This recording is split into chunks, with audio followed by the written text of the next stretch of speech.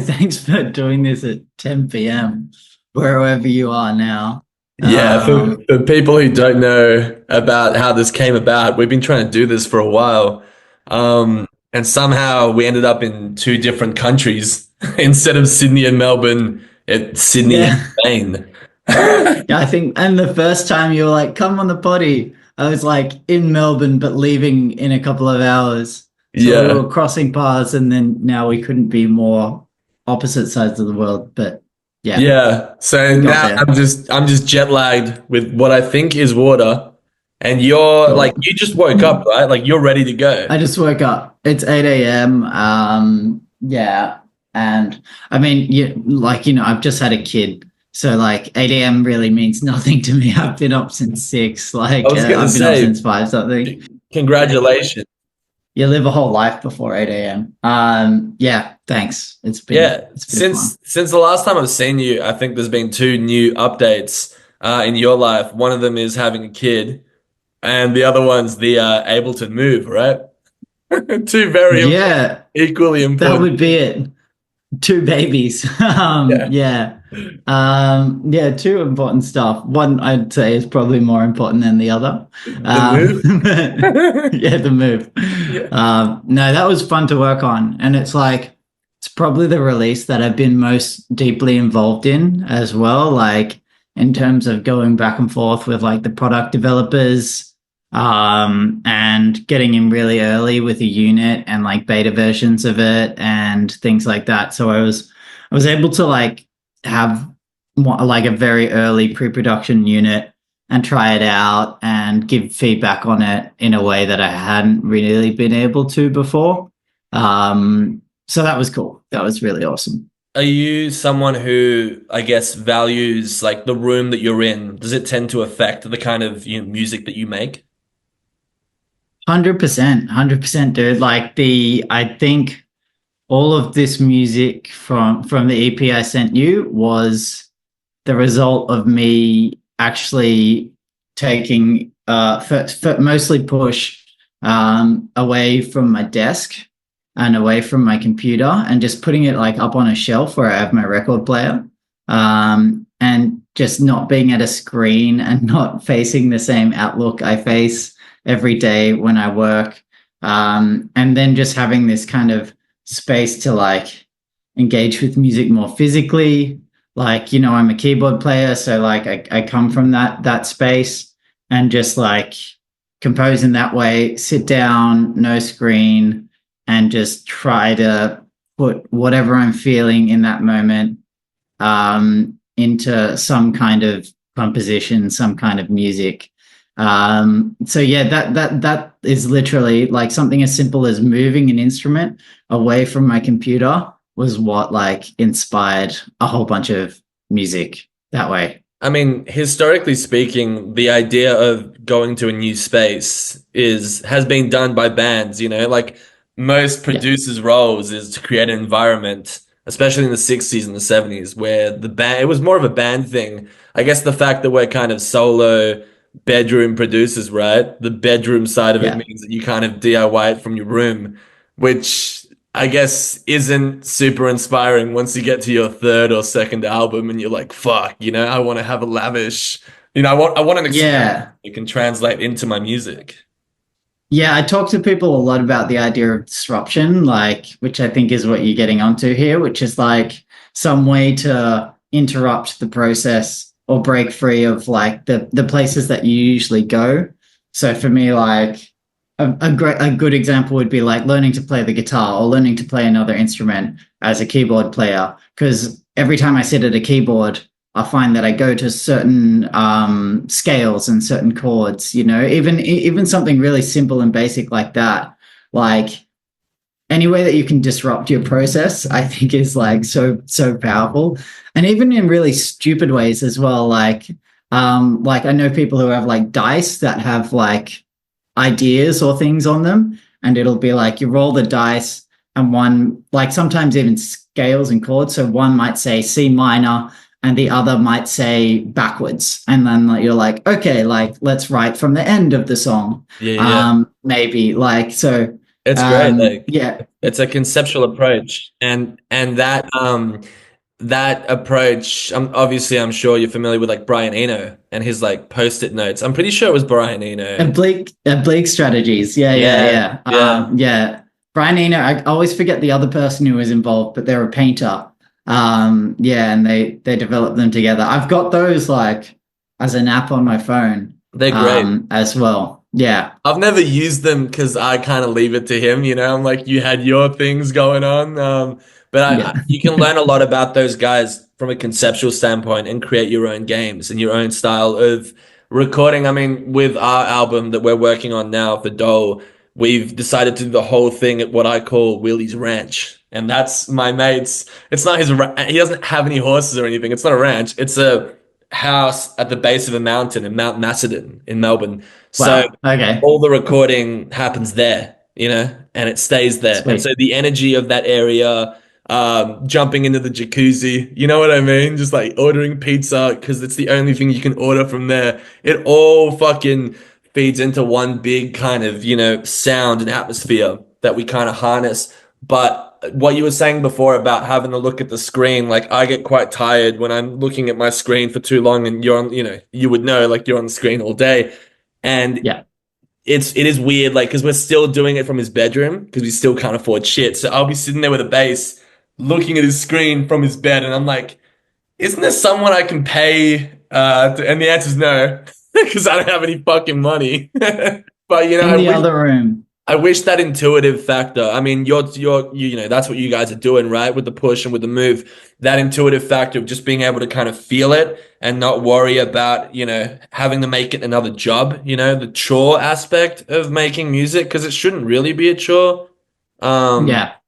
Yeah, music's meant to be fun, and I think like it sounds stupid, but so many people forget that. Like it's like they make it a chore, or they make it a job, or it gets made a job by like your own like success. I guess for a lot of people, it gets made a job in that way, and then there's deadlines, and then there's labels, and then there's all these other things. But like I don't know, people just forget music's meant to be fun, or they get bogged down in creating like a technically great song, which might not have the like actual like metaphysical thing that people latch onto, you know? Yeah, I know people who are like have rubber banded so hard back from that, like, you know, like, especially people in electronic music. I've literally heard people say like, oh, I'm sick of making producer porn. I just want to like make good songs again, like, because they got so deep into sound design or like something that they just like forgot how to write like a song that people wanted to dance to or people wanted to latch onto in some other way. But yeah, I don't know. I find myself coming back to that a lot. It's like, don't forget to have fun, because that's probably why most of us got into music, right? Because you had fun listening to it or playing it. And yeah, it's about like connecting with that like childish fun yeah, yeah. sensibility. There's, I guess, two things in what you just said. Like, first is the idea that we got into it. Like, I got into it in my garage. Like, I've been using Ableton. I told you when I met you, like, for like not as long as it's been around, but for a longer time than I give myself credit for, man. I reckon I've been using it for 14 years, but I've only considered myself a musician in quotation marks till maybe the last 7 years, right? But I was making beats for way longer. But I was doing it for fun, you know. I didn't have an end goal. I didn't have an agenda. I didn't have a label or fans or you know any of the marketing shit that I guess all bands deal with now. The whole thing about like a song, like a simple song is just, for me, it's just good lyrics, right? Everything else is just window dressing, and not even good lyrics, but good rhythm, you know, good cadence or Yeah. a good little niche that no one's ever talked about. There's certain things that work for different people, but you know, a good song is a good song no matter what. Good production is also super valuable, but it just depends what your end goal is, right? If you want to entertain yourself, or good production goes a long way. But if you want to get other people on board, well, that's where a 2 chord song or a 3 chord song with some relatable lyrics is the go, I think. Yeah, and look, most of the time when I learn another song, like whether it's just for me or like maybe one of the bands I'm in are covering it, I'm often surprised how simple it is. Like bigger pop songs that, you know, like and not necessarily from bands I'd consider like not complex, like or simple in some way. Like they're really storied bands who've written a lot of great music, and then you learn one of their songs, and you're like, oh, that's it. It is really simple. Like it is really simple, and then you just go, oh, like what the fuck am I trying to do? Like by writing this like incredibly complex disjointed chord progression when like that song that everyone loves is like it's not that and it doesn't need to be. It's not like trying to be anything else. It's just like a good story and good lyrics, as you say, a good groove. Yeah, I don't know. I've yeah. There's a band I play in called Eagle Ray, which is like a very silly like 80s style like ballads and like that kind of thing in the 80s where like all of the songs were like love songs, but they were like, if we don't get together, I'm gonna fucking die. Like, you know, it was so high stakes. Anyway, they're all really silly songs. I know, and being like Tom, the writer, another Tom in that band, he's like he's one of the people who helped me realize that like you just be silly and like be fun and don't make things too complex. And you'll end up having fun playing them as well. Like yeah, I don't know. So Eagle For Ray, sure. they've helped a lot.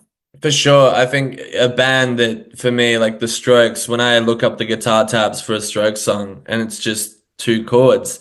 And it's not just a production thing. Obviously, Gordon Raphael had a big deal with that, and we're actually gonna get him on the show as well. I'm gonna go see him, which will be fucking sick if I can get to him. But there is a mysticism to music that can't necessarily be captured with technology. Obviously, we could go into generative AI and how Billy Corgan says it's all over for us and stuff, but there's a certain kind of like mysticism in how can those two chords resonate so strongly with the human soul and not really being able to have an answer. I mean, you can try, but it's different for everyone. And that's the beauty of it. It's why music is so hard to make because it's actually quite hard to articulate what a good song is, right? Universally speaking. I think there is objective truths in music, but yeah. Well, yeah, and like I think that's why like there's people like Rick Rubin who just rely so purely on feeling and like yeah, because like it is untouchable in a way. Yeah, he's my And you favorite. Like kind of he's yeah, he's he's the GOAT. Like growing up is realizing that Rick Rubin is like the greatest of all time, basically. yeah, That's yeah, it's that kind of bell what it is. curve. It's like that bell curve of like he's a genius, and then you learn about production, and you're like, this guy I think is insane. I think he's an idiot, and then you're like, he's a genius. Like, yeah. And another disruption thing. I know a few people who have that book now, like his um and they'll start their day by in the studio by opening to a random page and being like, this is kind of the creed I'm going to live my day by. One of the chapters in that book, which I also really like as a kind of setting yourself up to do something weird or to do something off kilter way of composing or making music. Well, conceptual practice is something that needs to be kind of retaught in a way because the idea like when you think of like like conceptual art in music, you think of a concept record, like a Bowie record, and you're like, oh, so he thought about this and then he made that. And I tried once to, get in front of a whiteboard and say, we're gonna do, like think, like get cerebral before that and say, this is why the structure's like this is that. That's not really, I think, where conceptual works, where it works the best. I think it works when you like find unique ways to tackle everyday problems when it comes to, creativity being stifled and, having blocks and all that stuff. I think that's a real concept record. It's like, how do I get through my own humanity and make this thing in the first place, let alone what it's about, Yeah, the concept is making music, and that's like The that's concept is enough of making it. music and not getting burnt out. And I think we need to be very careful now that, we have so much machine and we'll go into this later, but so much like interference with technology and positive interference too. Like Ableton is one of the few positive like creative tools. Like I don't have my synth with me and I'm in Spain and I don't have my guitar. I don't even have my interface.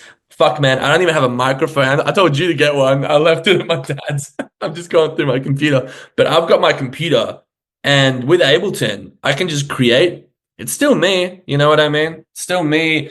And you can hear me, even if it's quantized, even if I'm not playing it myself. There's ways to get your humanity in the music. And technology can be quite useful. But I digress. But an interesting segue is when I went to the Ableton headquarters here a while, like after I met you, they gave me a book that was quite similar to the Rick Rubin one, but it was written by Ableton. Do you know what I'm talking about? Is it like a Yeah, common? yeah, the Making Music 74 Creative Strategies. Yeah, that was written by Dennis DeSantis, who is a colleague of mine, obviously. He kind of makes all like our what's called our learning products. So if you've been to that site, that's like learning synths or learning music. It's kind of browser-based lessons. But yeah, Dennis is like a he's a teacher, he's a musician, he's fantastic at both of those things, and his sweet spot is kind of like where those things meet. So yeah, that book, it was, you know, something that we launched and made a bit of a hub around, but that was before my time at the company. But I know they're like, I think went to South by Southwest or NAM or something and launched the book with Dennis and Gerhard, the CEO. But I like that as well. I've got one, and like I refer to it every now and then. It's more of a like getting me out of a stuck position than like starting something. I find like there's like because there's a section in it that's like it's like beginning, middle, and end, or like starting, finishing, and the in between. And I do find it's really good for like that end section where it's like I'm stuck at this thing. I think the song is 90% there. I think what I'm working on is it's just lacking that something. And so a lot of that stuff, especially in the middle and end section of the book, that is kind of strategies for adding a little differential, adding a little sparkle. Like they're all really good. But yeah, I can't remember how old it is now. It'd be like going on 10 years old, 5 to 10 years old now. Yeah. Yeah, I remember reading something in the book about just in terms of structure. I can't remember exactly what it was, but I know that it influenced me.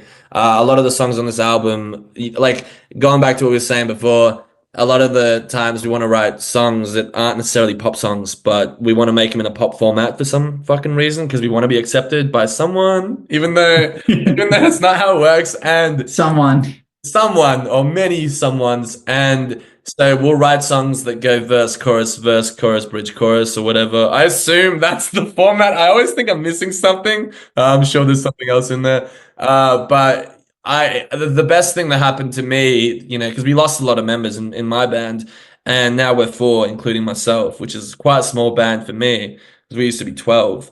And now it's like, okay, maybe I'm not going to go in that kind of a fashion. Maybe I'm going to go in a linear fashion, and it's just going to go from A to B to C to D to E, more of like a Captain Beefheart kind of vibe where it just goes, you know, down the line.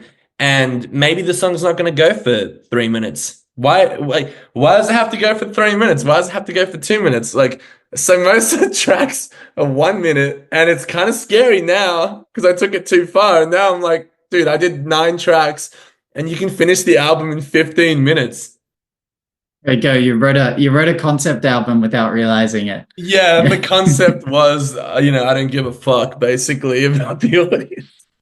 I was gonna say it sounds pretty punk rock. Yeah, and I guess that was the point. But I know You like should pitch it to radio as like, hey, do you need a song when you only have a minute left until your news break? Like, do you need some yeah, fillers when you well, don't? it's like a lot of it's kind of anti TikTok music, but also pro TikTok because like you have the TikTok format, which is short songs, but these songs have a lot of soul and a lot of thought in how they kind of snake around. So yes, they are short.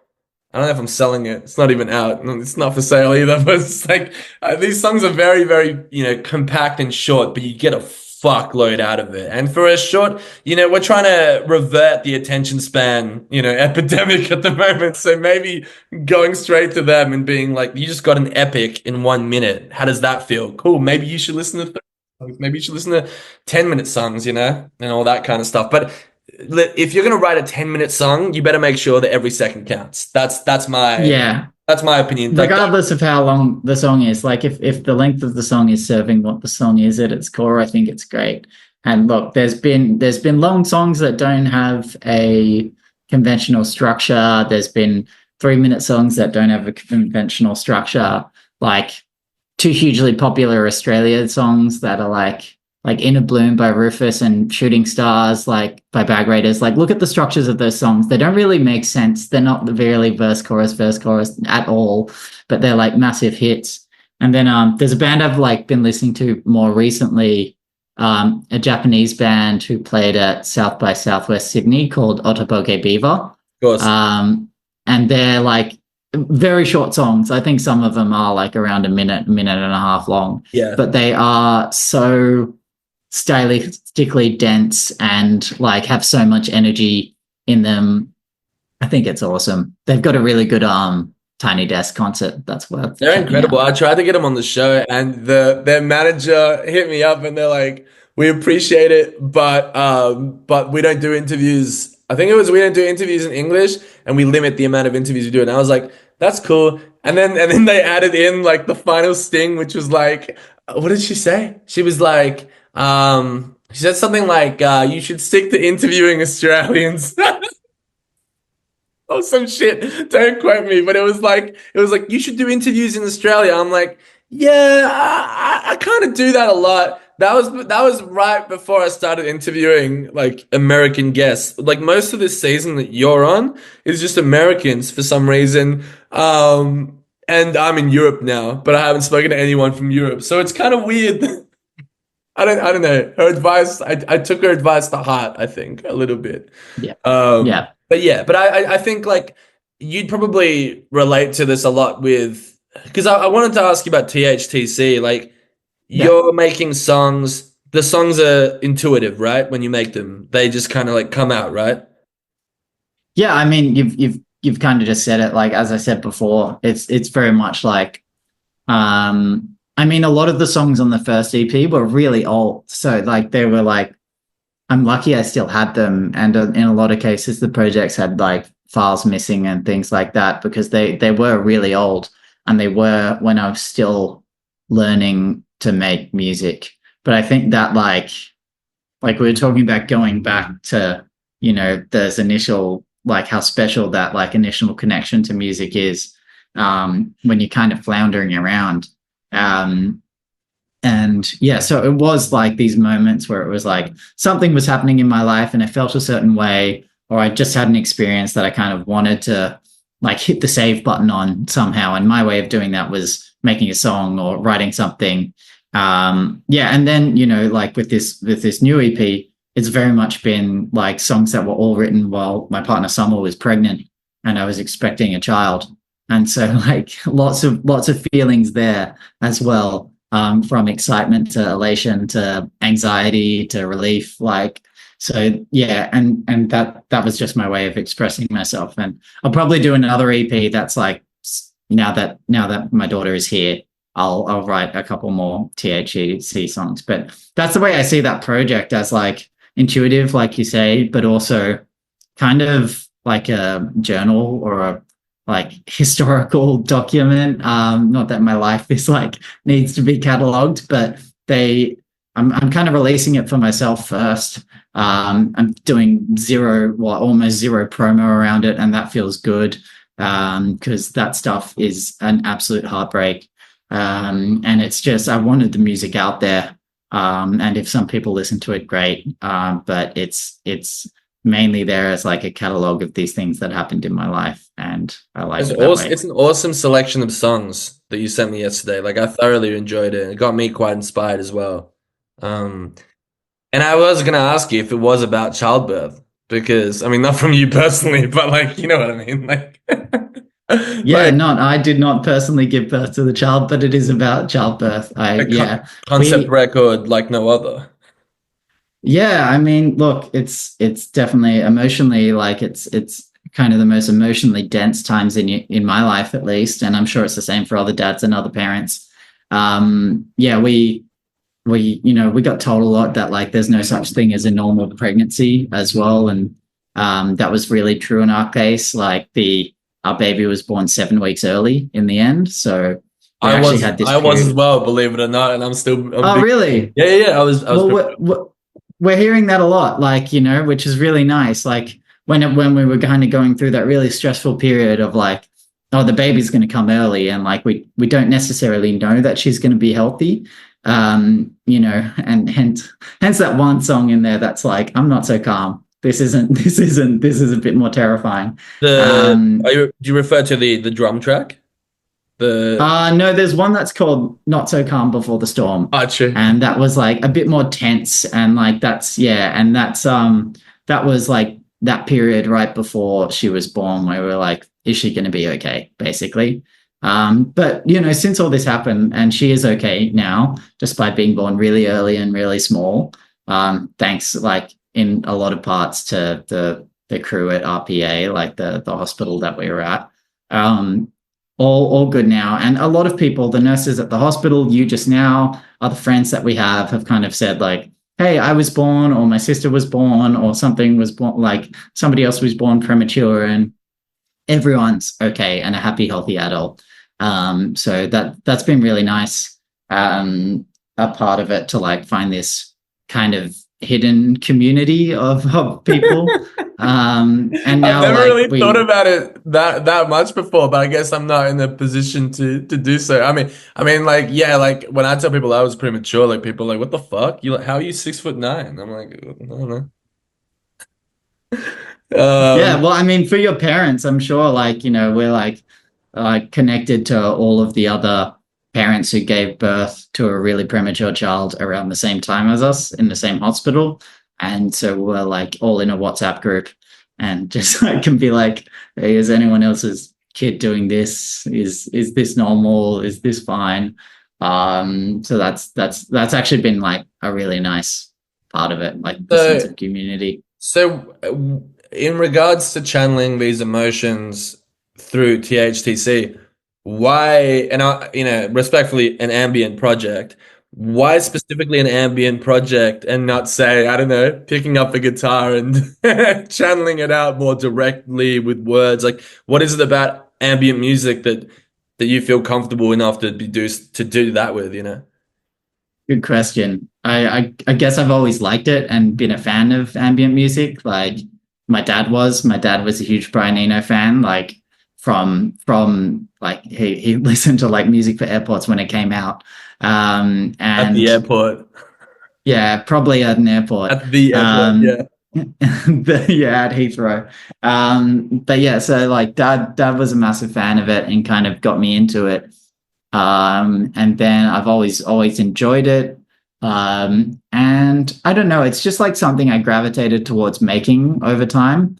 Like it's very contrasted to like other musical experiences I had as well. Like spent a lot of my 20s like going to raves in Sydney and like being really into techno, and playing some live techno as well, like with like a hardware setup. And then other than that, I've played in mostly rock bands over time. So I guess I like filled my loud quotient with all of that and got that energy out that way. Whereas this is meant to be like, I don't know, it feels right that it's like this more reflective thing that I work on, and it is nice and slowed down. And like I said before, like it's music that I'd want to listen to when I want to feel calm or collected. So I don't know. It for me that is ambient music, and I was listening to music like that before I was making it. Yeah, meditative records are a whole different can of worms. It's different to like I don't know. Like I grew up on hip hop, then I got onto rock, then I got onto indie and all that shit. But those are genres. Like I feel like meditative music isn't so much a genre, it's a lifestyle. And it's like trying to think of how to describe this. Like Andre 3000 has that record, Love It or Hate It, the one with what is it, the flute, right? The flute. Yeah. I tried to make a rap record, but this is literally the way the wind blew. I Yeah. loved that. Incredible record, incredible visuals for it. awesome style. It's not really as much a record as it is like a life statement. I feel like meditation and music is something of its own. Obviously, transcendental meditation and music go hand in hand, but and also just in the arts as well. Rest in peace, David Lynch. He had a pre-podcast, but he would just talk about I think the requisite for appearing on his show was that you did practice transcendental meditation. So he'd get Eddie Vedder and all these other people to talk about it for like 8 minutes, basically. But like when you said before, like loudness, like I went into music angry as a 21-year-old or a 20-year-old, and at a certain point surrounded myself with people who wanted that, they wanted the anger because they were also angry, and they were younger than me at times, actually like 6 years younger by the end of it. So I was like, I'm not like really into that. So now I want to make chill stuff. And it almost became like a running joke until all those people ended up leaving, that I was like, okay, I'm just gonna write acoustic songs and I'm gonna send them in the group chat and see what happens. And then they end up liking them, but then you have to filter it even more and be like, hold on, hold on. I don't know if you guys are the best judge, of characters for this. Like, how well do you know this music? How you know what I sound like when I'm angry, but what's the prerequisite? Anyway, I think like finding your flow in music, like you can find it in aggressive music too.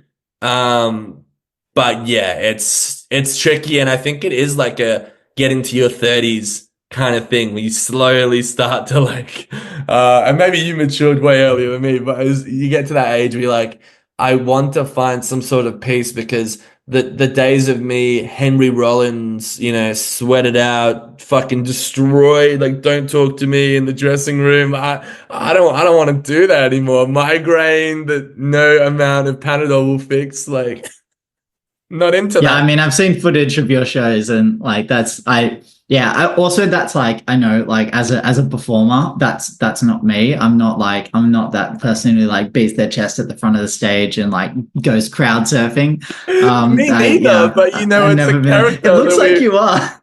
No, like I mean, look, it's a response. It's a response to the scene, right? Like going to You got to gigs, put on a not good being. show as well. Well, it's more of the. It's an interesting side topic, but it's like it's more of a response to going to shows, growing up reading books like what's the like Meet Me in the Bathroom and all that shit, where you hear about these larger than life shows. Then you go to shows, and yeah, when you're young, when you're in your teens, you go to shows and you're like, everything's amazing. But once you get to your mid-20s, you want a bit of meat on the bone. And when bands don't do that, you go, I owe it to my community, whether they even respect it or not, right? Because usually they don't. I'm gonna give you something different or die trying. So then you become, beating your chest guy for a bit. And now I'm like, that's not me at all. If like I think confidence is really the most important thing when it comes to music. And it's the hardest thing to achieve.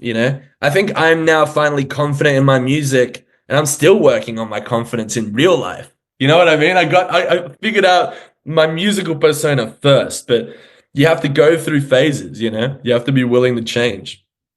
Yeah, and I've never been a front person in a band. So I think, yeah, I've never had to like go through that journey of finding a persona. But for a lot of other people I know, I think that persona becomes like a proxy of whatever journey they're going through. Now, like you just said, like I was trying to find my confidence. So like you overcorrect, and you're like, I'm gonna be this like the absolute epitome of confidence when I'm at the front of the stage, and that's how I'm gonna kind of train myself, or like push myself out of the comfort zone with this situation around me that allows for it. And I see the same in the other direction. I see the people who are like emotionally kind of developing, like they'll lean more into like that kind of sing like tortured artist kind of thing as on the stage, and learn their way around their own emotions through that. I think, again, I've never been a front person in a band, but I think like that's the behavior I've witnessed in a lot of people, and I think there's something really beautiful about that. Is like there's this the persona is actually like one, it's a performance, and it helps facilitate a good show for the audience, but it's also like kind of therapy for some people I've seen. Yeah.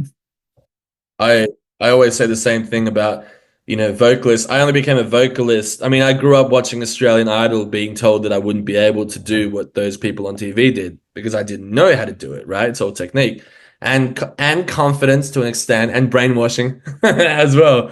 But like legitimately, like I only started singing because nobody else wanted to. And I think with singing, a guitarist can pack up his guitar, or if his guitar signal is weak, he can put some pedals on it and I don't know, make it sound better.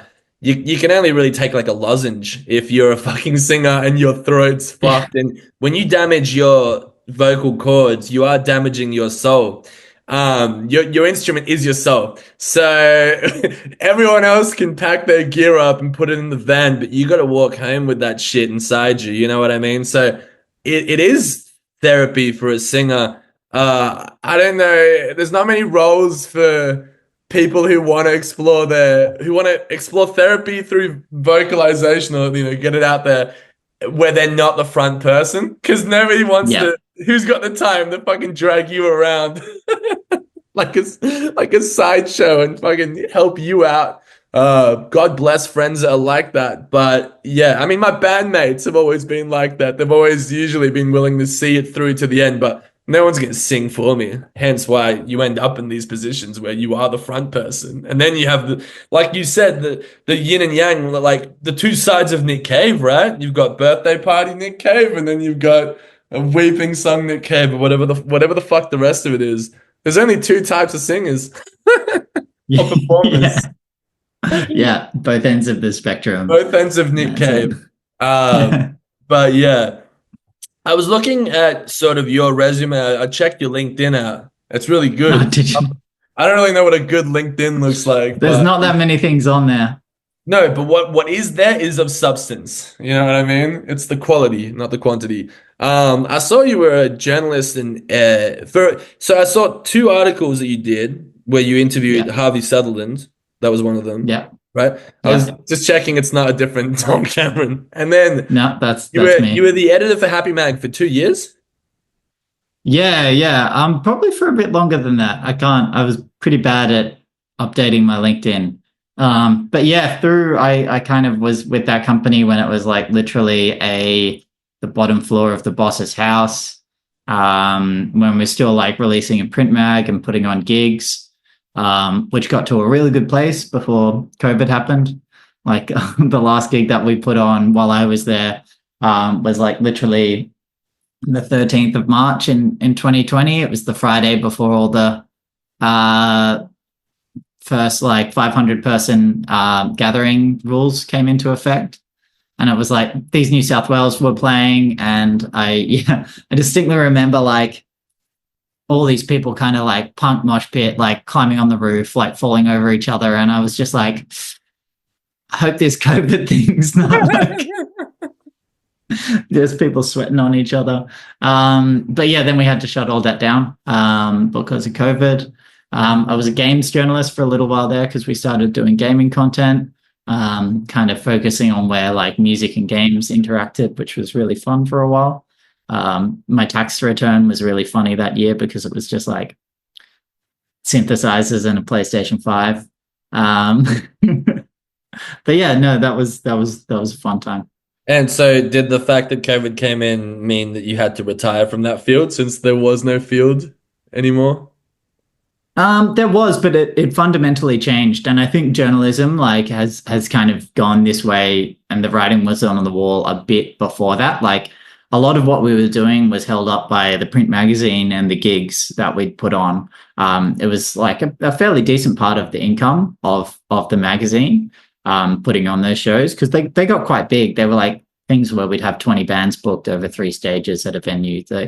Yeah, they were really solid, and but I think that, yeah, the writing on the wall for journalism has been, in many ways, it's been squeezed a lot. Like other content has, like specifically music and streaming.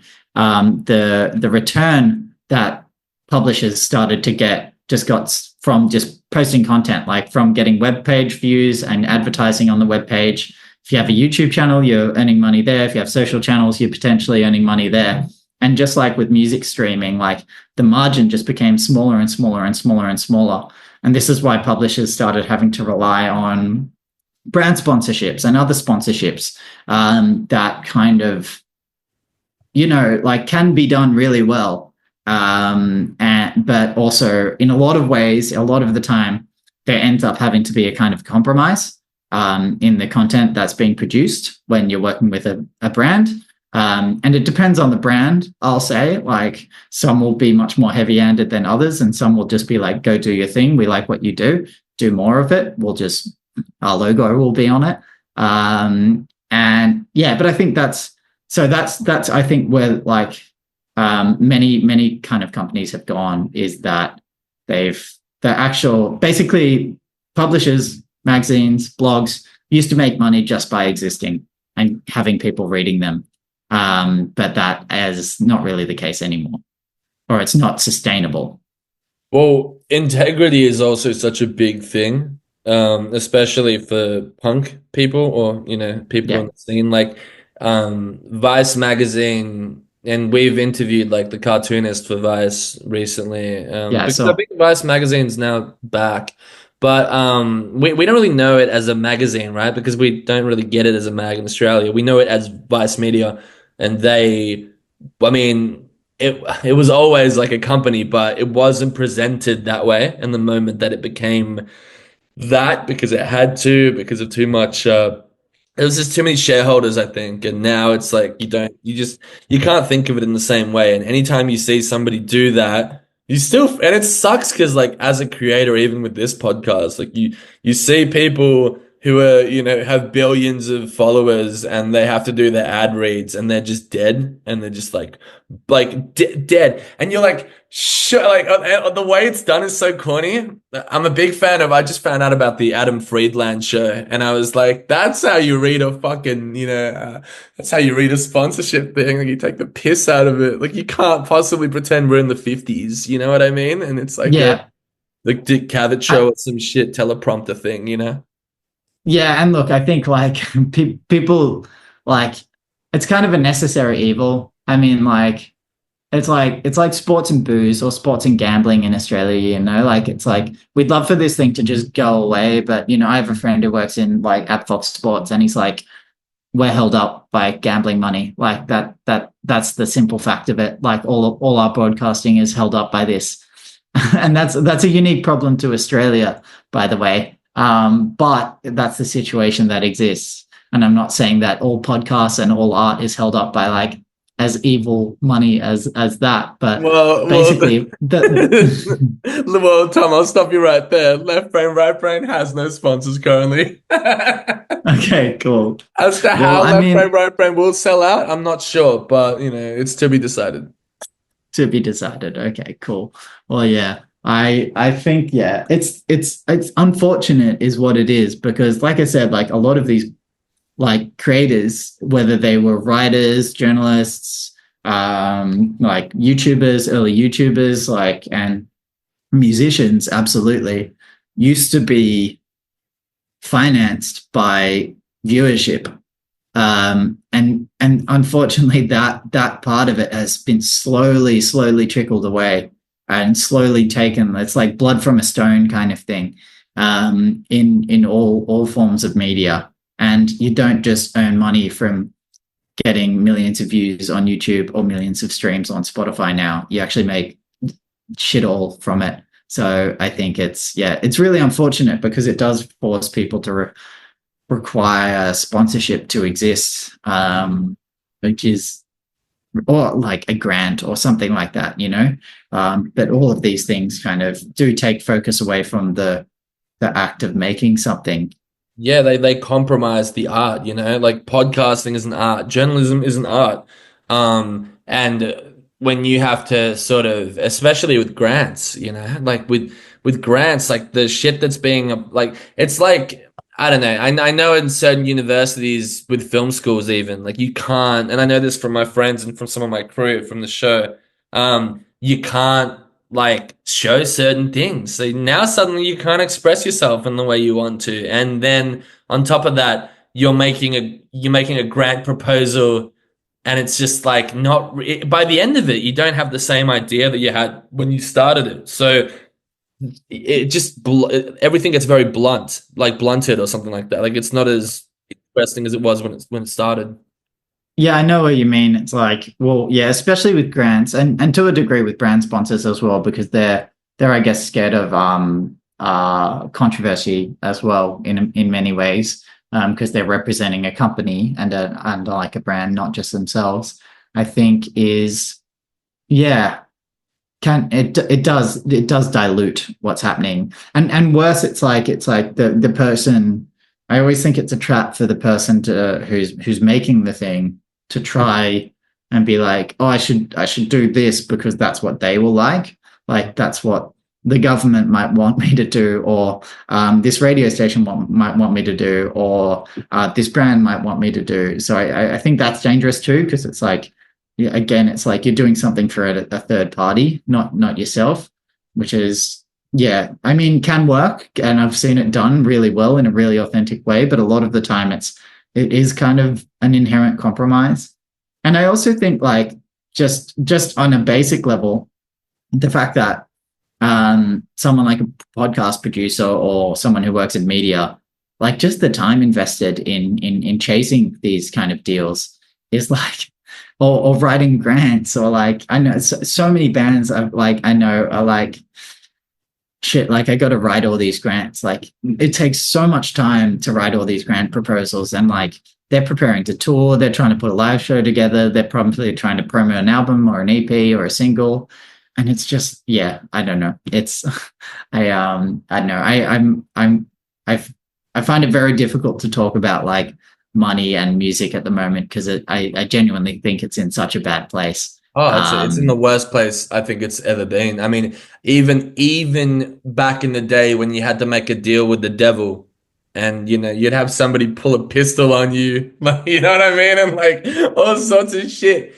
Historically speaking, like it was still you could still be a musician. I don't like you can't really be a musician. You can be like a revolutionary. You can be like a renegade. I don't believe you can be a muso. Unless I mean, like, I don't think you need to make money or have a certain level of fame to be something.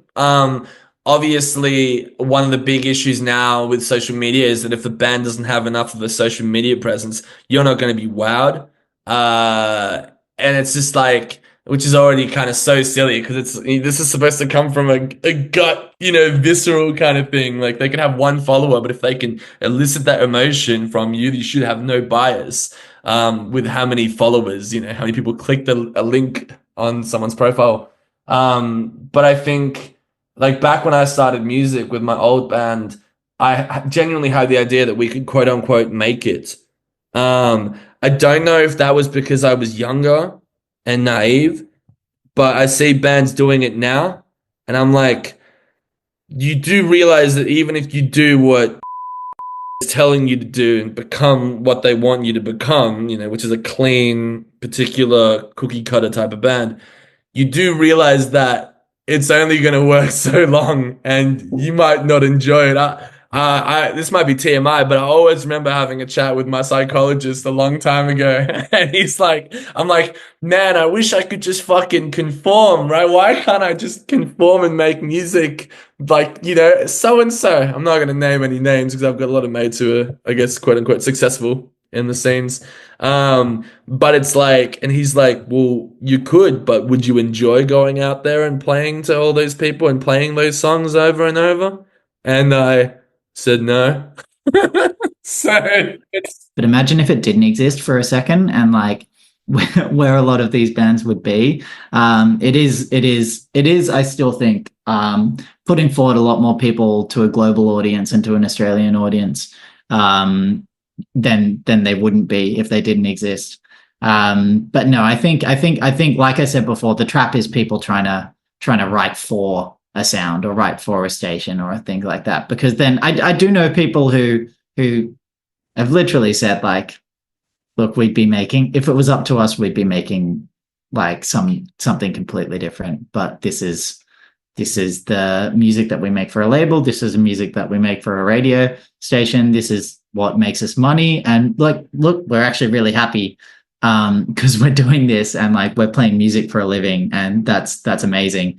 But if it was 100% honestly our project, it would definitely be different. Yeah, I mean, there's always going to be compromise with like a band in general, right? No band's going to be 100% pure by the end of it. You'll have even if it's like you want to be the band that you want to be, but you have to make financial decisions, like you just can't because you've decided to prioritize so integrity or some other art angle, you've now lost the ability to produce it the way you want. So you're always going to lose out on that. And I do agree with what you're saying in the sense that I would I would say that 90% of Australia would be fucked without a national place where they can play that play music. I think it's just the way I see it is more in terms of like I'd love to see Australia have more of an art scene when it comes to music. And I think that in the sense of how it was described before, like think about like the Wiggles, for example, or like like iconic Australia kind of bands. Like they're all well and good, but I think we have a lot of that, and so I want to kind of revert that balance and start to see more bands like Television or more bands that kind of Yeah. just obviously not the same because that era came and went, but people who are not punished, by just trying to swerve a little bit to the left or right. And I think I don't really see it at all here. You see it in America a lot. Like I guess the whole yeah. So Well, I don't know. I tend to think that's more of like a arts and cultural programming and funding problem than necessarily a publicity problem via radio. Like I think there's certain places in Australia, very small pockets and very small councils that actually invest a lot in music and music programs for people in high school and beyond. And they actually they pay off. Like it sounds stupid, but like it actually works. Like trust me. Like I know it's like an example is like Northern Beaches Council, right? So Northern Beaches Council, not a lot of people know this, but they massively invest in music. They spend so much money on music programs. They have a yearly competition for high school kids in there. And all of those bands that have come up through the Northern Beaches, like Winston Surfshirt, Ocean Alley, like all of them, they all are like a pretty similar sound for sure, but they have all come up through this program. And look how many successful bands there are from Sydney's Northern Beaches, like in the Australian and like global sphere right now. It works. And there's some other pockets in Sydney and in other places around Australia that the same amount of programming and funding is put down. And I think that's part of the problem, because it's like there isn't this investment from an early age in music in a lot of places, even from like perceived artistic councils. Like a lot of the funding goes into the same pockets year in year to put on like festivals that aren't really risky in terms of who they book. Because at the end of the day, the radio is one place that you can get a lot of ears on you. But how about a thing like St Kilda Festival that happens in Victoria, who do actually book some really great like left field stuff? That is a huge public festival that's attended by like 60,000 people every year, where you have amazing queer performers, you have like punk bands, you have all of it. And that's another place that you can get your art out to the world if someone's willing to take a punt on you through public funding. But these programs do exist, but compared to a lot of places in Europe, compared to New Zealand, actually has like incredible arts funding. Australia is kind of largely on the back foot in that capacity.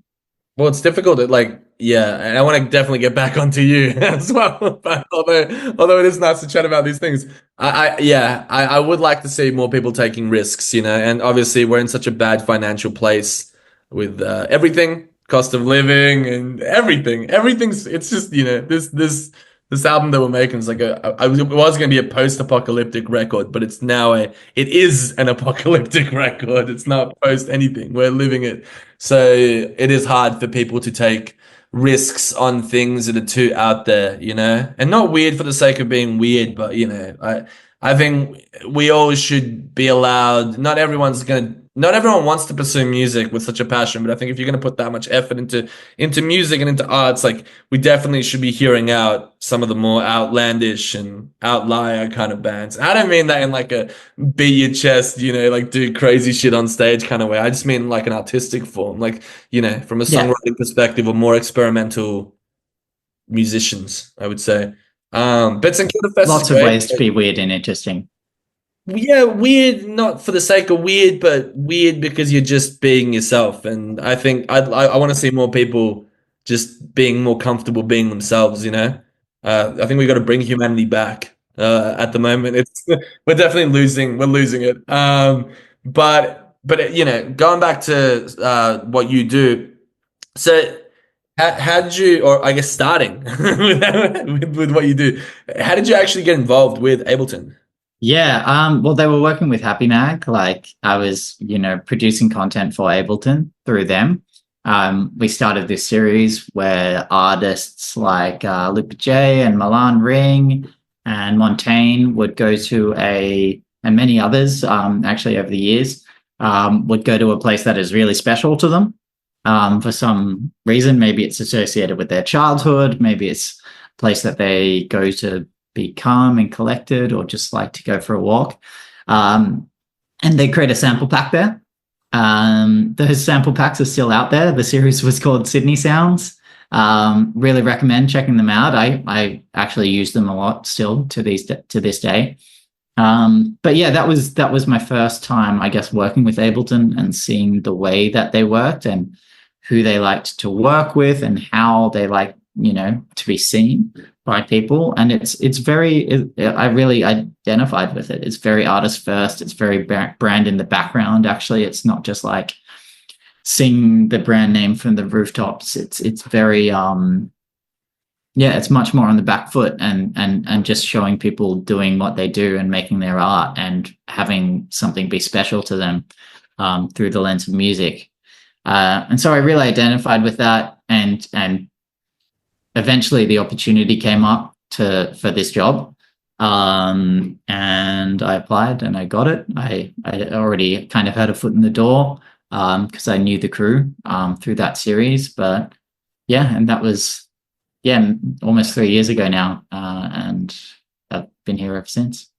Are you at a point where you can listen to a song not like on the radio or just on Spotify and you can identify certain sample packs? No. I mean, I get asked that a lot, but no, I don't think there's any concrete way for me to ever be like, that's from the Ableton core library. Like as much of as I've listened to some of it, maybe it'll happen one day, but I just think there's so many ways to treat a sample or have something be in the context of a song that I don't know. And I'm not like, I know people do that for splice packs and stuff. Like they'll hear stuff from a splice pack, but I don't really use splice, so that hasn't happened to me either. Right. I've got a lot of, so in my band, we've got people who use Logic, we've got people who use Pro Tools. I'm an Ableton stan, and my and Harry, he's my drummer, but at this point we're both playing guitar, so drummer slash guitarist now. He's also an Ableton fan as well. How do I convince everybody else that there is like an Ableton superiority? Because like let's not beat around the bush. Like you can't, from a creative standpoint. There's no real competition, is there?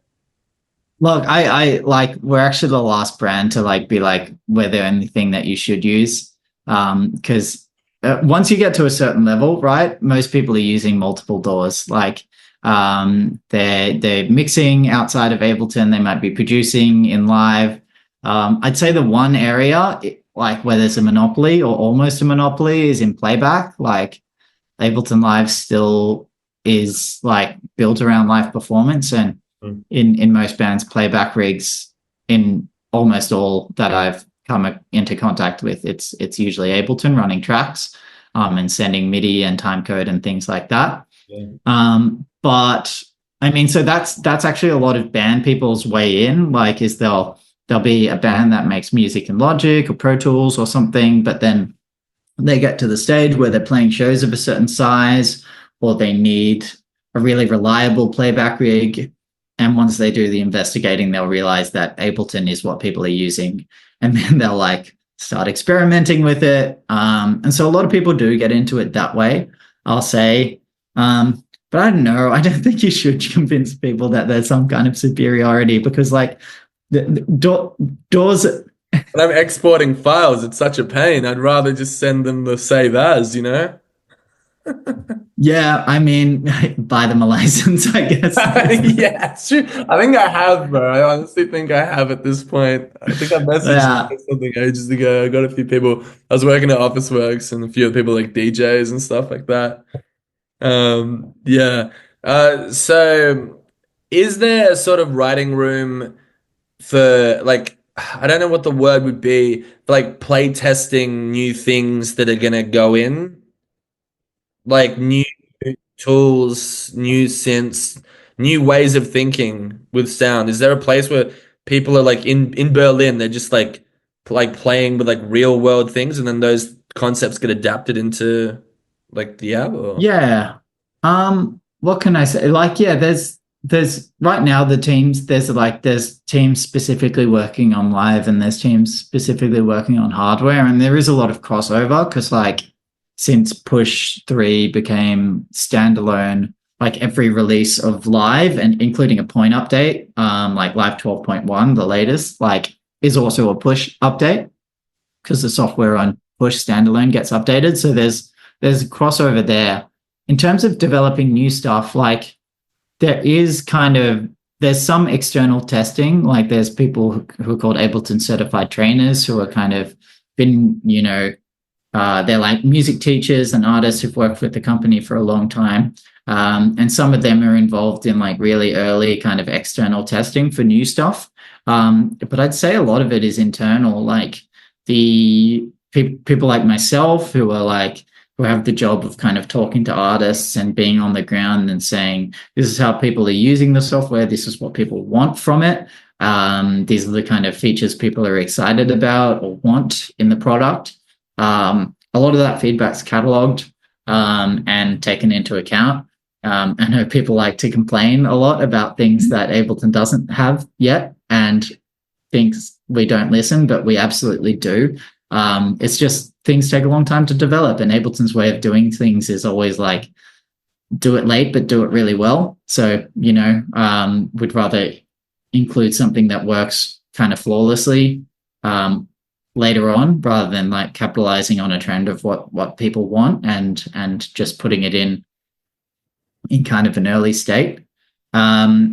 But yeah, testing internally, like I'll do a lot of testing when there's a new live update or a new push update. Like I said before, like worked on a lot of early move stuff. And yeah, the company is full of people who make music in the development team, in the support team, in all teams. So we do have this really incredible resource of people who can quite honestly say like test the product end to end and test new things while they're being developed and provide feedback that way. So a lot of it gets done that way, to be honest. Well, it's cool because I mean, looking into the history with a quick Wikipedia search yesterday night, Rob, how do I pronounce the name Robert Henke? Did I get it? Yeah, Robert Henker and yeah, Gerhard are the two original founders.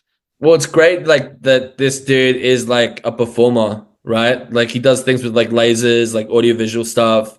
Yeah, And so his band Monolake like was originally the two of them, and since Gerhard has like been CEO, basically Robert just tours as Monolake by himself. But that's their band that they were in together. I think that's maybe one of the reasons that I am drawn to it is it's a very human thing, you know? These are obviously creatives at the very helm of it. Whereas a lot of technology now is helmed by quote unquote tech bros, you know, or people who are, I guess, quite removed from what it is they're actually preaching. Whereas, you know, Stockholders. Yeah, it's like a board of directors, but yeah, no, like Ableton's still owned by the musicians who created it, and I think a lot of like the company, um, like the way it operates is still down to that. it shows, honestly. It shows. Like it keeps going back to integrity. Um, and that's, you know, that's kind of how it goes. I mean, even the obviously the layout has changed. I looked at how it looked back in 2000 and now like it is quite different. Not much as you'd think though. Like that version one, like session view looks like incredibly similar, and like things like auto filter, like literally, like I saw a screenshot of Ableton Live one the other day, and I was like, all right, that session view, there's the browser and there's auto filter, and it's all still there. From I don't know who said this to me. It wasn't you. Someone said to me once that like it's a few things. Like sometimes people will say to me, "Oh, it's too complicated," right? To which I go, "Have you fucking been on Pro Tools for 2 seconds and you're gonna tell me you can't hit the tab key?" You know what I mean? And for the record, for anyone listening, like I'm not sponsored by you guys. I just like what you do. But yeah, I mean the actual design is very straightforward, and uh, somebody described it to me once as being very, and they are German, but they described the design as German. I was wondering if you had anything to say in regards to that, like in why it looks the way it does. Are there any specific art? I don't know if you know this, like references for why the layout is the way it is.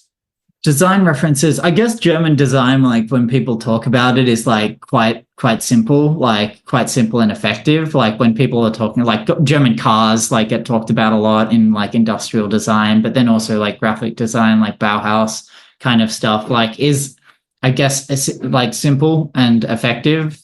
I don't know. I don't know history of design at all. But yeah, I know like I guess in terms of how Ableton was initially designed, like a lot of music in the like mid to late 90s that was coming out of Germany was like electronic music, very based around loops. And that's where session view kind of came in. And the like audio warping, which was, you know, a huge selling point of the original, like early versions of Ableton, like being able to warp audio without repitching it.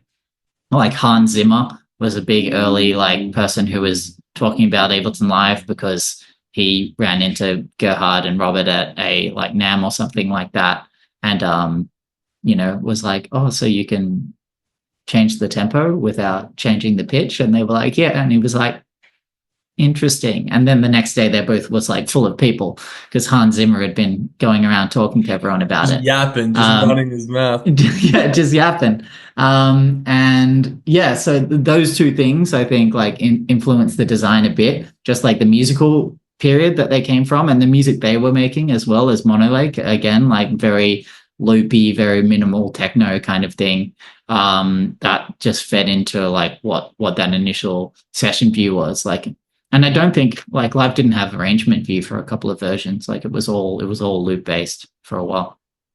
I can definitely see the Bauhaus element to it for sure, for sure. Even today, I went to this museum. It's called La Reina Sofia. You've probably been to Spain. You've probably been there. You know, you're a man of culture. I might have actually been to that museum. I saw you like it was like a bunch of Dali and Yeah, you saw my Picasso. spam. Yeah, my like Yeah, 300 yeah, photos. Turns out Instagram lets yeah, you do that. You can upload everything at once. Actually, in yeah. groups of 10. But yeah, no, there's the original Bauhaus logo thing. That was then later adapted by the band Bauhaus. I always get confused between the two, to be honest. But you know what I'm talking about. And like I see a lot of that just in general, that kind of design approach in it. And I think it's what draws me to the, you know, to it because it's intuitive, right? If Ableton wasn't intuitive, it would be a nightmare. Like the design is such a strong part of what makes it so great, in my opinion, at least. I mean, I'm actually like, I'm happy to say it is quite complicated, like, you know, for especially for people starting out, which is why I think it's so important to like have all of this other stuff around Ableton. That's learning content, that's you know, initial like for someone who's just got it, who's never seen it before, I open that screen and this happened to me back in the day and go, what do I do? You know, like what's going on here? And maybe if you've come from another DAW, you might have some initial ideas of how things work. But yeah, I think that's why a lot of other people kind of come into it and stay with it is because there's like all these other offerings, either by us, like the content that we produce, or by other people, who explain things in a nice way, and let people kind of not, I guess, bounce off music making. That's a big thing that we talk about a lot. Is like, you know, this is, we generally believe, like as a company, that music making is like a really important practice for people that brings great things to a life, and to a person. And so, you know, yes, we're selling something ultimately, but we're also like, you know, how do we not let someone bounce off this practice that is potentially hugely beneficial to them? How do we make it easy and accessible and fun? Yeah, and that's an ongoing challenge, right? Because there's young people coming through, who are different levels of digitally literate, than, you know, you or I might have been when we were, you know, in our 15, 16-year-old kind of just getting into music phase. So what do we need to change for them? Music is changing. What's popular and what's accessible, and how music is published and created is also changing. So it's an ongoing thing. So it's but yeah, keeping it accessible and keeping it fun, and so people don't just like look at the screen once and go, too complicated, not for me, is a big part of it. And you know, maybe I'm just some Ableton genius, but you know, with a lot of things, like I do get overwhelmed very quickly. If I, especially with music, you know, if I'm trying to learn more like jazzy chords and stuff like that, my attention span is very quick. To just be like, no, I'm not interested, you know, or like show me an easy way to do that. With Ableton, I was more of a, oh, that's where the drums are. Okay, now I'm gonna plug in everything else. And then after I got a push, which what like when I met you at South by Southwest, it was a little bit after that I went and bought I got a secondhand push two, I'm pretty sure at the time. Yeah, And when I noticed that the like it's mapped to the parameters, because I'd had MIDI keyboards, but they hadn't really done much for me because I couldn't be fucked, right? It's again that like laziness, stubbornness, really. And it's just like the Ableton push now is showing you the exact parameters that are mapped to it. So suddenly when I turn this knob, I'm affecting the drive, and I can actually visually see that on my computer. And then I go, oh, wait, that's what all those numbers and letters are at the bottom of the screen? Oh, they're practical? Because I think, you know, from my education standpoint, and I studied physics and all that shit, like numbers, text, lots of that stuff in one place. It signifies, you know, snoozing. You know what I mean? Like it signifies like switching off. It's too much. Whereas like the push taught me that no, all these things are functional. And not only that, they're intuitive to the point where you can actually hear. You can hear what you're doing to the sound in 1 second. And so then after, once I started traveling without the push, because I don't have a move yet. The laptop, I can now look at the laptop, and now I'm more proficient, you know? But it took me a long time. Like it's a learning stage thing. It's a life thing too, you know? yeah, and look, like I said before, we work. There's a lot of teachers, like music teachers, and people who work in schools that are like a big part of us. Like, and both the people who work for the company and like people that we work with who work at universities and high schools, and that really informs like a lot of how products are designed. Because like if you can make something make sense to like a kid, then you know it's gonna make sense to an adult in most of the cases. And so like these lessons that people have got from actually teaching music, in terms of how like you can help somebody like learn it themselves intuitively, like you say, is really important. And I'll actually say about push, like guitar players, in my experience, have a better experience getting into it than keyboard players because of how the notes are set out on push. Like because it's semitones, and then if you go upper row, it's fourths or fifths, and so the chord shapes are always the same. I'm like as a keyboard player, I had to kind of like push through a lot of muscle memory from playing the keyboard to get into it and to understand like how things were set out. But I actually like guitar players like yourself, like will actually just the layout will make a bit more sense to them. And that's again, that was a design choice. Like it was the first controller that did that, like that 8x8 as notes ascending in semitones to appeal to both keyboard players and guitar players, and also be able to play drums on it. That's like literally the philosophy behind Push One back in the day. Yeah. I had like three other things to ask you, but I'm gonna ask you two, and I've switched one of them. So in a world where there's so much crap, right? And shit is so bleak, and most companies are fucked, and all that stuff. Also, you're allowed to swear on the show. Don't worry. Okay, thanks. Just letting you know. And a company like Ableton is, from what I'm hearing and from what I've used it, is like a tour de force of positivity. Can we get Ableton into like politics? Like what can we do? Can we make an Ableton truck?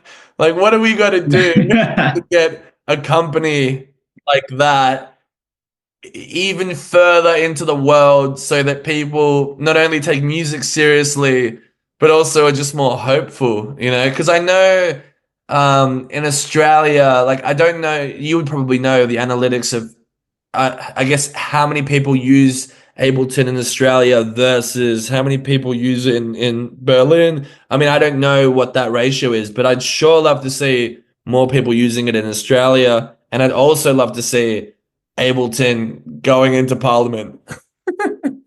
All right, Parliament, no. Like I don't think that's ever gonna happen. But just again, like the people who are like in the company are just not that and aren't interested in it. But I mean, you'd actually be surprised by Australia. Like, I think in terms of like, I don't have the numbers actually as in terms of like license holders. I'm not sure about that actually, but in terms of like artists that we're regularly in contact with, it's like Sydney and Melbourne are like both top 5 cities. Like there's, yeah, I think Berlin, LA, one other, and like Sydney and Melbourne. There's like a lot of people in Australia are using Live or other products. And that's the result of, the people who did this job before me, like Adam and Aroha, those two people. And then we've also just had a couple of local kind of artists who have done really big things and talked about Ableton and using Ableton in a really public sense. And like, yeah, between 10 and 15 years ago, it was like Flume and Kevin Parker, both releasing like incredible music and talking about Ableton in interviews. And Did Flume use Ableton when he was making? Of course he did. Of course he did. Yeah. Yeah, Flume and Kevin Parker, like both using it to produce their music, amongst other tools, like actually. But they talk about it when they were interviewed about the records. And I don't know, it's certainly like why I started using Ableton is because of the artist that I was really into at the time. I think like Fortet being the main one. Like Fortet literally has a record there on the back of the sleeve. It says like all songs written and mixed in Ableton Live, because he'll do that for albums. He made an album just on like the Buchla synth, and like he'll wear it when he does it. So yeah, I had this record of Fortet and was like Ableton Live. I was like, okay, well that's probably what I'm going to choose because I like this album and I want to make music like that, and I like him. And so yeah, for people who are like that, who have a lot of fans, I think look, there's obviously other factors, but I think initially, like 10, 15 years ago, like those two people would have had a profound impact on the amount of people who went and tried Ableton back then, and still do. Like, most weirdly, like a weird pocket of Ableton users is psych rock bands. And again, probably because of Kevin Parker, but like Jack from Psychedelic Porn Crumpets, Stu from King Gizzard, like all of these bands are Ableton people, funnily enough, which is like, to me, like so outside of like what people perceive Ableton to be. But yeah, it's just kind of this like trickle down influence from artists who were doing really amazing things and talking about the tools that they used. Yeah, I didn't know that that psychedelic porn crumpets, which funnily enough was my first ever interview a long time ago, like 5 years ago, um, with him actually. But yeah, I mean, Fortet, like it's weird. Like some of them you can hear it. I think you can hear it in their music. I don't know how to explain it. We don't obviously have time to go into the metaphysics of the DAW structures songs. Generally, I think early, like 2000s, especially, that Ableton was getting really popular, and this like kind of German Berlin inspired loopy music was really big, and I think that that was to do with the tool. But now it's like you asked me before, I genuinely don't think there's a way that people can tell by listening to a song, unless there's something that I'm missing, or is produced in a certain DAW, like unless it's using a really specific stock sound or something. Like at this point, you can mix and master and produce in any DAW, and yeah. My only 2 cents that I could add would be that maybe it has to do with a sense of freedom that, and I've used all the other ones as well. There's a sense of freedom that Ableton can do that I can't imagine a Flume record, and I might be wrong, but I can't imagine it being produced on anything else. And for the record, like Flume, I always say this to people, like he is legitimately the greatest thing that happened to Australian music. Like he is. No, I do understand what you mean. Like, and I think like John Hopkins has talked about this as well, like the way that effect chains work in live, and like there's certain things that do encourage play and creativity. Like yeah, they do have an influence. Like the tool always has an influence. Yeah, and yeah, I think, and that's what, in many ways makes my job easy some of the time, is that like if like the product's good, the DAW is good, and when people are excited about something, they want to talk about it, and they will tell other people about it. So I think, yeah, like all marketing aside, a lot of just like love for the product just happens like either behind closed doors or in interviews and things like that between artists. And yeah, that would only happen if it was fun to use and like creatively intuitive and all of those other things. Cool, yeah, for sure. The final thing I have to ask you is what's one thing that you can tell me about future stuff that you've not told any other press outlet? Trying to get me fired. What can I tell you? Yeah, I don't think I can. Like, like, I mean, like, look, it's, yeah, of course I don't have my lanyard. I don't have my lanyard on. That's why you can't tell. I'm sworn to secrecy. I just think like, yeah, like people do ask me things like, oh, when's Live 13 going to come out, or when's this other thing come out? And that, yeah, the secret, it's no secret that we're working on things, but as for what's in them, no, I can't say anything, man. I'm sorry. Like, yeah, I can't say anything.